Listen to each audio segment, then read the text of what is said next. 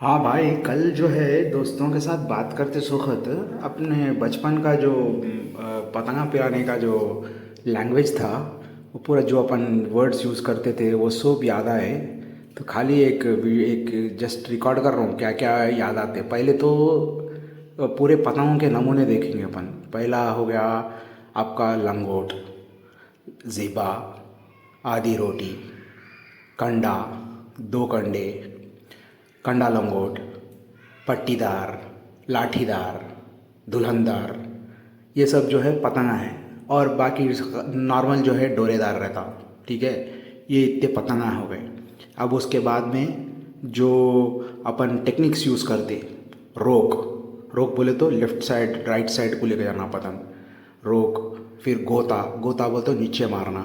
फिर ढील, खींच, अतंबाजी, लंडोर, और क्या क्या है भाई, तो मांझा, सूतना, कलमंदा, ये जो पूरा है ये अपना हैदराबाद का टर्मिनोलॉजी है, दूसरों को नहीं मालूम। जो चुपके एक ऐसा खाली रिकॉर्ड बना के लगा रहा हूँ मैं। और बहुत है, अभी बिल्कुल याद नहीं आ रहे मेरे को। चलो ठीक है, थैंक यू। और कंटिन्यू करना बोले तो अभी याद आया मेरे को, और एक पतंग रहता आधी रोटी। फिर आधी रोटी में फिर वर्जन्स रहते। फिर ज़ीबा, ज़ीबा लंगोट भी रहता। फिर पूरे मिलाए तो दुलंदर रहता जो मैं अभी बोला।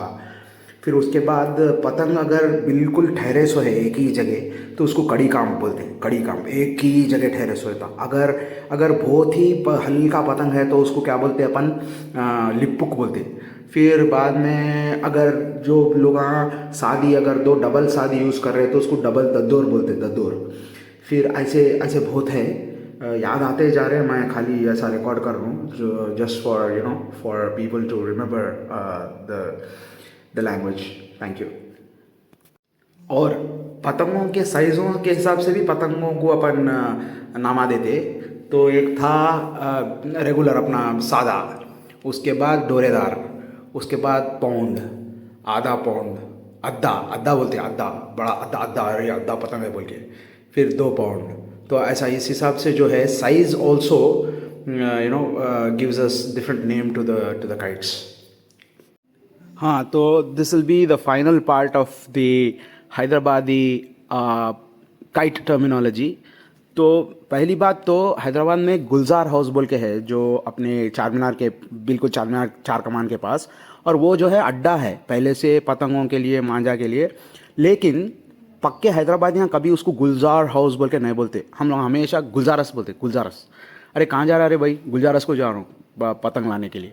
और दूसरा है, अगर अगर पतंग एक ही साइड में ट्विस्ट हो रहा तो उसको कन खाना बोलते। अरे अरे कन खा रहा रे पतंग। और लूटना तो खैर है ही है, लूटना है। फिर चांद तारा पतंग है। फिर अगर पतंग एक एक बार फट जाता, जब जब पतंग पिलाते अपन, फट जाता ऊपर हवे के वास्ते और फर फर फर फर बोलता तो उसको फर फर पतंग बोल के ही बोलते। फिर उसके बाद उखड़ जाता पतंग, हाथ से अगर निकल गया, हाथ में अगर गीटी आ गया, कट गया, हाथ से निकल गया तो उखड़ गया ना। अरे पतंग उखड़ गया, कटा नहीं, उखड़ गया। तो so if the kite just breaks away, without getting into a pinch or something like that, that's called उखड़ जाना। फिर अगर पतंग अगर उड़ रहा नहीं, हवा कम है तो ऐसा हाथ से मारना पड़ता, उसको हाथ से ऐसा खींच खींच के उसको टिमकुल मारना बोलते हैं, टिमकिया मारना।